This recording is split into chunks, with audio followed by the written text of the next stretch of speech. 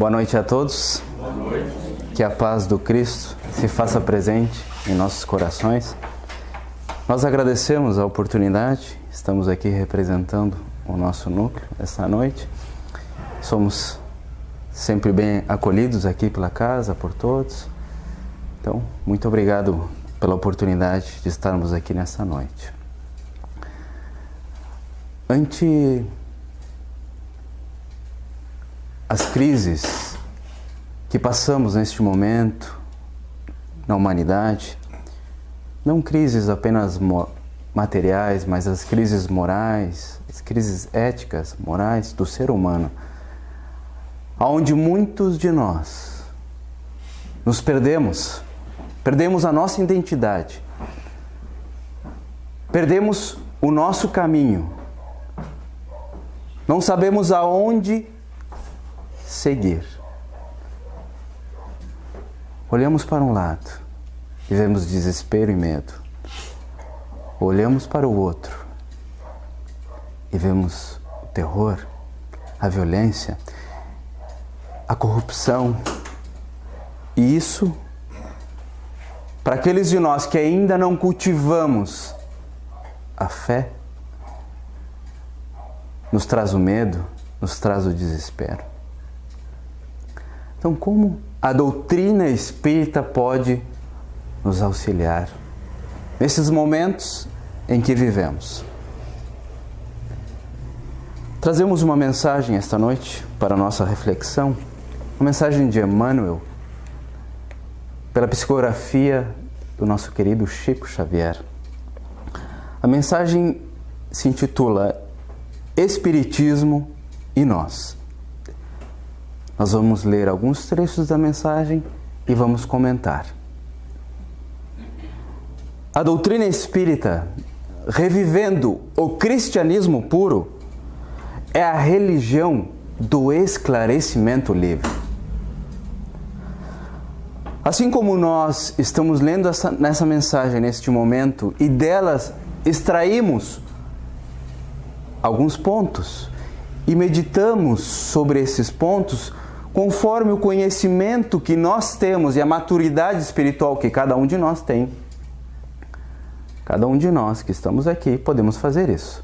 Podemos pegar as obras de Kardec, ler, estudar, pesquisar sobre isso, emitir opiniões, levar para a nossa vida esse conhecimento. Somos livres a adquirir esse conhecimento. Podemos participar de grupos de estudo aqui na Casa Espírita ou em qualquer outra casa espírita também. Podemos ver vídeos na internet de palestras como esse que está sendo gravado agora. Assim como outros inúmeros que tem. Então, é do livre conhecimento. Todos nós podemos ter acesso à doutrina espírita sem proibições. Não criemos roteiros para que as pessoas sigam. Não criemos rituais para que elas sigam. É livre esse conhecimento. Agora, o que fazemos desse conhecimento que adquirimos? Viemos aqui esta noite, recebemos a palestra, a palavra. Tomamos um passe, nos sentimos melhor. Mas e depois? Depois o que fazemos?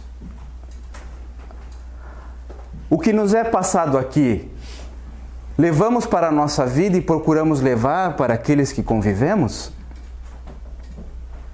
Procuramos a nossa reforma íntima? Procuramos nos melhorarmos? Ou simplesmente continuamos a vida da forma que está e na semana que vem retornamos aqui, recebemos a mensagem de novo, recebemos o passe e continuamos a nossa vida sem alterarmos nada, sem analisarmos nada em nós. Esse é um ponto, e um ponto extremamente importante. Porque a doutrina espírita, ele é o consolador prometido pelo Cristo. Mas ele só se tornará um consolador se eu permitir. Se eu observar as suas palavras, se eu observar os seus ensinamentos e eu vivenciá-los. Se eu estudar as obras de Kardec, e só aqui já tem muita coisa, para algumas existências, não uma só, e eu procurar vivenciá-las, a paz e a felicidade que eu tenho certeza nós viemos buscar aqui essa noite, nós iremos conseguir.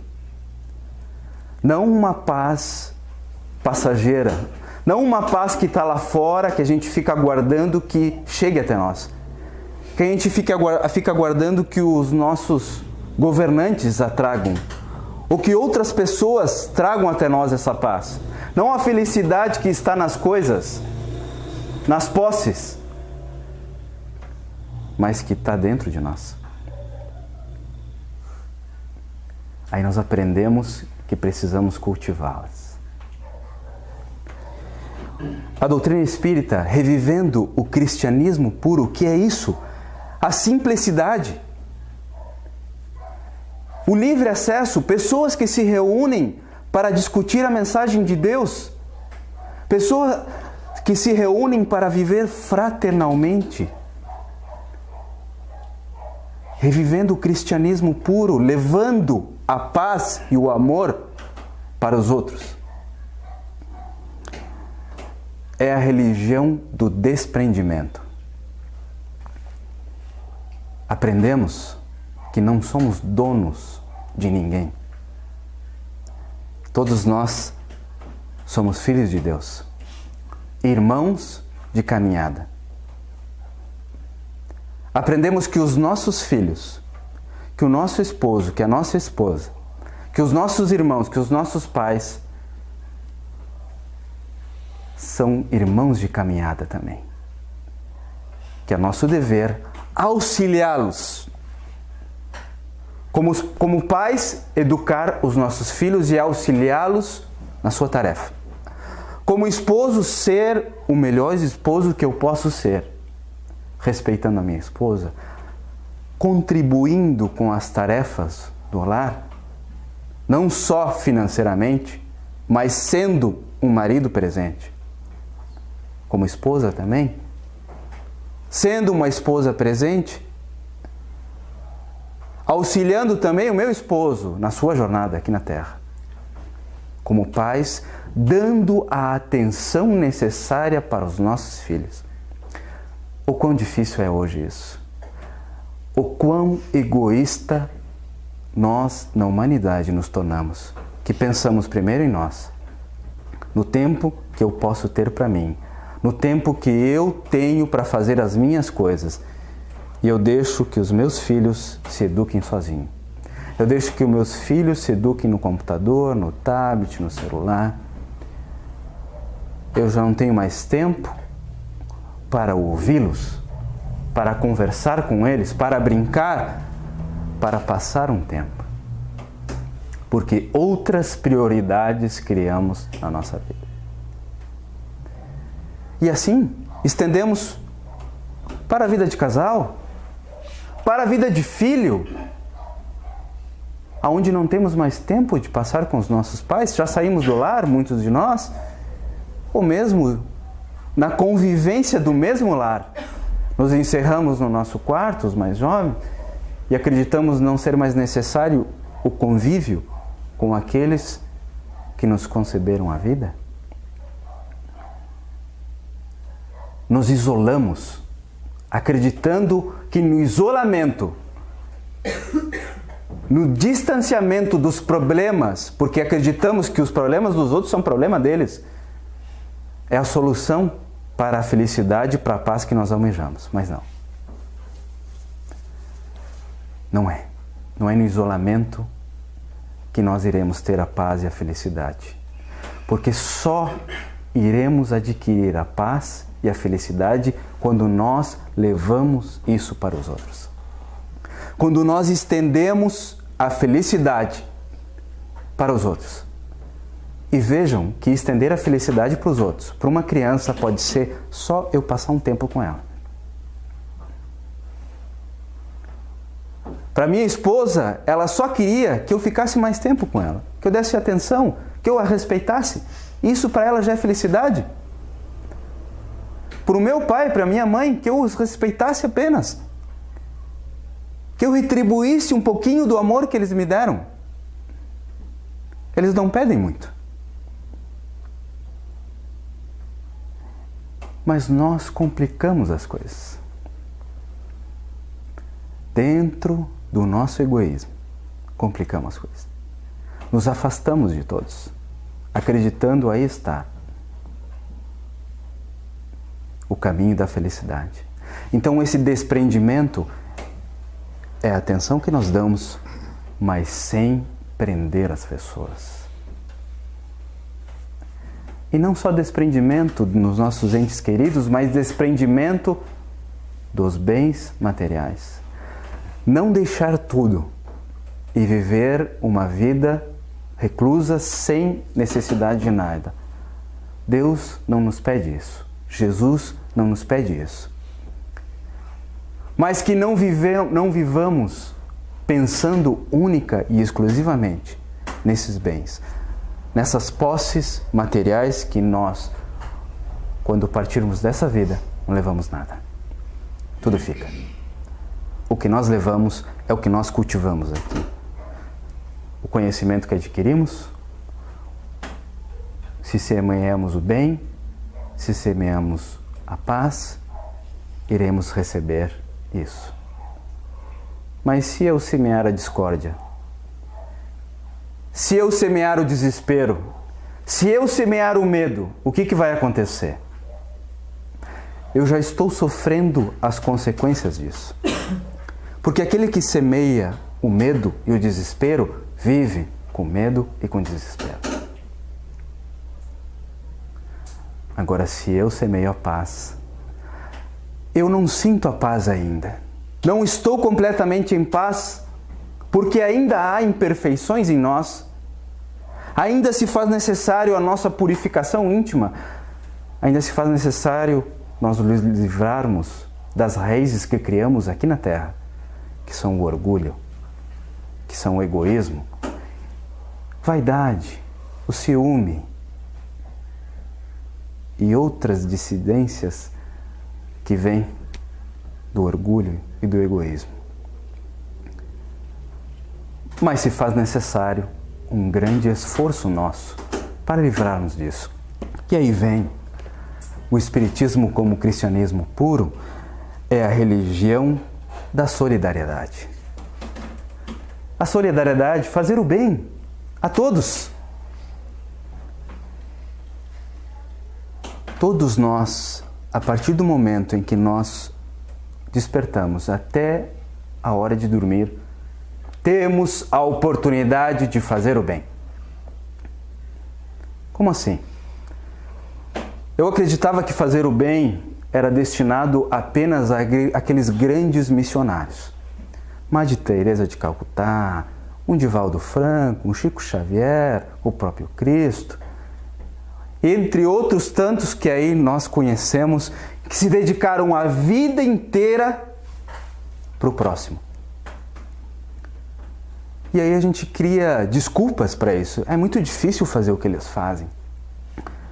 Eu tenho que me doar muito e eu não tenho tempo. E a gente sempre fica pensando em nós. Para eu poder fazer isso, eu vou perder de fazer isso e isso que é para mim.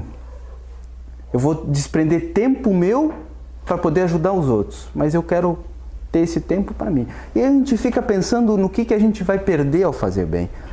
Mas eu pergunto, vocês ou nós não temos uma oportunidade de dar um sorriso para alguém durante o nosso dia? Sorriam agora. Dê um sorriso agora. Ajude o palestrante aqui na frente. Dê um sorriso. Libertem-se da cara fechada que nós carregamos ao longo do nosso dia. Porque o sorriso que a gente dá hoje para alguém pode ser o único sorriso que ela recebeu naquele dia ou naquela semana. Ante os problemas que ela está passando, e nós estamos ajudando aquela pessoa, tornando o dia dela um pouquinho mais alegre. Um sorriso, um aperto de mão, um bom dia, uma boa tarde, uma boa noite. Por que não? Os mais antigos, que estão há mais tempo aqui na Terra, vão lembrar da educação que tiveram dos seus pais em relação a isso. E como nós, mais jovens, acabamos perdendo isso, pensando demais em nós. Pensando exclusivamente nos meus problemas. Porque a gente vai passando na correria, né? A gente encontra as pessoas, e aí, como é que tá? Tô na correria, na correria. E a gente não dá um olhar atencioso para a pessoa. A minha avó sempre, quando me vê, ela diz: meu filho, olho no olho, conversa comigo. Presta atenção. Ela tem razão. Porque eu estou conversando com ela e eu já estou pensando em qualquer outra coisa que eu tenho que fazer depois. Mas Jonas, o que tu está falando? Isso é bem? Sim, isso é bem. Porque aí a gente começa a cultivar nessas pequenas coisas um bem maior que nós iremos fazer depois. Nós estamos nos preparando para outras tarefas que iremos desempenhar. Levar um bem maior. Mas devemos começar na nossa casa, na nossa família, com as pessoas que nós convivemos diariamente. Alimentar isso e não alimentar a discórdia. O quão mal faz quando nós alimentamos a discórdia, quando nós alimentamos a mentira, quando nós alimentamos o desespero dentro do nosso lar, da nossa casa. Nós temos que alimentar a harmonia, ceder mais de nós para o outro. Estar disposto a ceder mais de nós, do nosso tempo, da nossa vontade, que aí está a abnegação que o Cristo nos fala. A abnegação é muitas vezes não, é deixar de fazer o que eu quero apenas para mim, mas fazer em benefício do outro.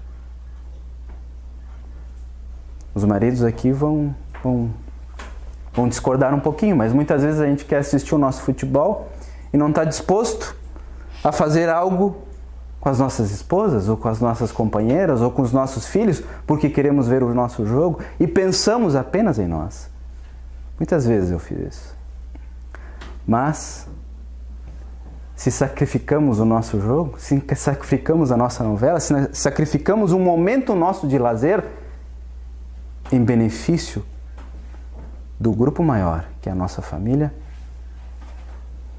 talvez e com certeza não iremos dar conta de um bem que nós estamos fazendo agora. Mas no futuro, quando os nossos filhos crescerem, quando os nossos pais precisarem do nosso auxílio, ou quando nós precisarmos do auxílio dos nossos filhos, esse tempo que nós dedicamos a eles, esse tempo que nós dedicamos ao próximo, esse tempo que nós dedicamos aos nossos amigos, ou a um desconhecido, como Bezerra de Menezes, o médico dos pobres, após fazer uma palestra na Federação Espírita do Brasil, no Rio de Janeiro, na sua sede antiga. Após sair a palestra, ao descer as escadas, eis que vê um homem em sofrimento. Ele tinha olhos no coração. Ele percebia quando alguém estava passando por dificuldade. Então ele se aproxima daquele homem que estava febril. Aquele homem lhe disse: Bezerra, não tenho mais a quem recorrer. Venho até ti. A minha família não come há 2 dias. Estamos todos bem fracos lá em casa. E eu vim aqui te suplicar auxílio. Bezerra, comovido com aquela situação, em silêncio, pede para Maria o auxílio, coloca a mão no bolso e percebe que não tem nada, só a passagem de ônibus em que ele iria retornar para sua casa. Ele pergunta então para aquele homem: irmão, tens fé em Maria, a nossa Mãe Santíssima? Sim, eu tenho. Então leva esse abraço. E abraçou o homem. Quando chegares em casa, pega uma jarra com água e faz uma oração para Maria, pedindo o auxílio. E ela irá atender. E dá um abraço para cada um dos teus familiares e bebam aquela água. O homem agradeceu. Bezerra saiu dali com o coração dolorido, pensando se havia feito o que ele podia fazer. Se sentia culpado por não ter nada mais para dar para aquele homem. Mas depois ele pensou: dei o que eu poderia dar para ele. Passada uma semana, aquele homem retorna. Bezerra não o reconheceu porque eram tantas as pessoas que ele ajudava, tantos corações que ele consolava, que ele não se recordou daquele homem. Mas o homem com um sorriso, era outra fisionomia, lhe dá um abraço e lhe disse: meu irmão, vim aqui te agradecer, porque me destes algo muito maior do que qualquer dinheiro poderia me dar. Aquele dia eu cheguei em casa, fiz o que tu me pedistes. Todos nós tomamos a água e nos sentimos saciados e conseguimos dormir a noite inteira. No outro dia, como que guiado, como intuído, fui levado até uma porta, bati. O homem lá me ouviu, me ofereceu um emprego e hoje eu estou nele. E consigo levar o sustento ao meu lar. Muito obrigado. E retribuiu. E os dois choraram juntos. Anos depois, Bezerra vem a desencarnar. Lá, no plano espiritual, é recebido por Célia,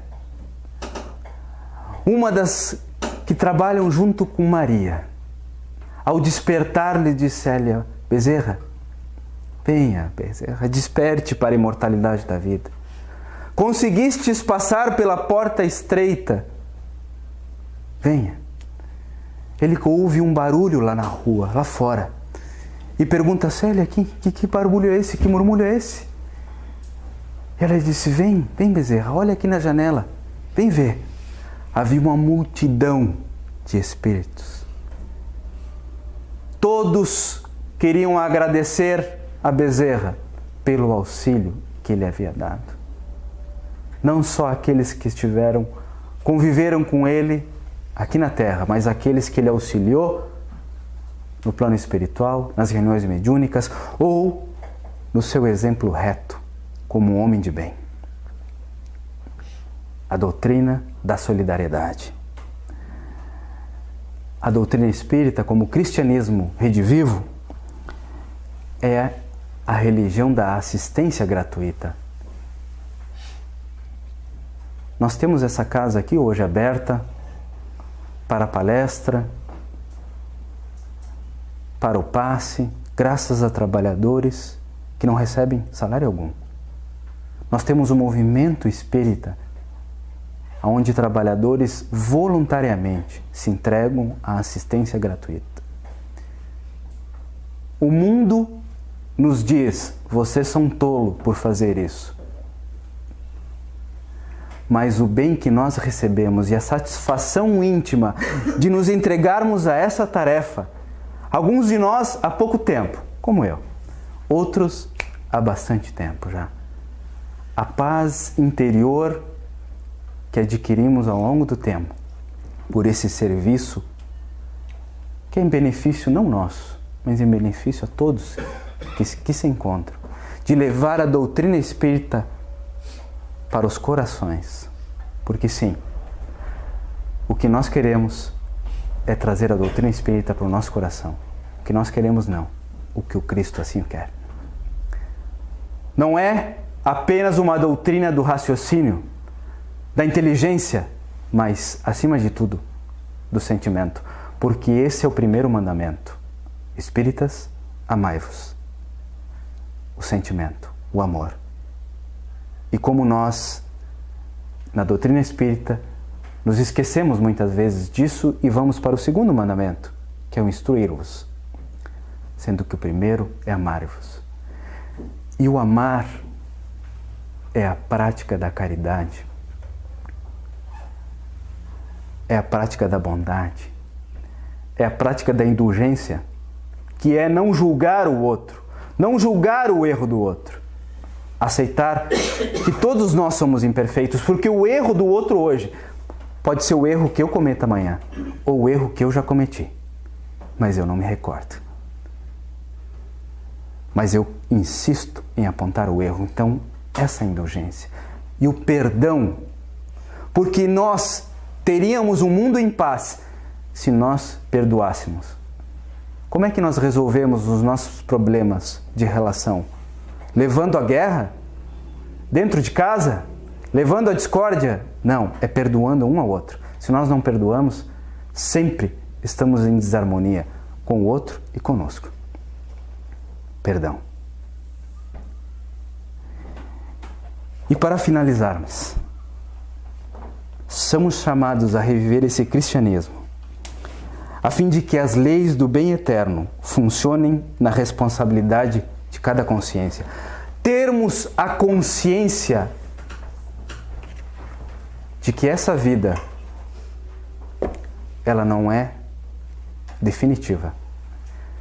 Que a vida que vivemos atualmente é uma escola de aprendizado nosso, onde aqui aprendemos a aperfeiçoar o nosso relacionamento através da moral, onde nós aprendemos a conviver como irmãos, apesar de muitos ainda não conseguimos conviver, onde nós nos aperfeiçoamos também o intelecto, onde o objetivo aqui não é apenas usufruir dos prazeres que o mundo nos dá,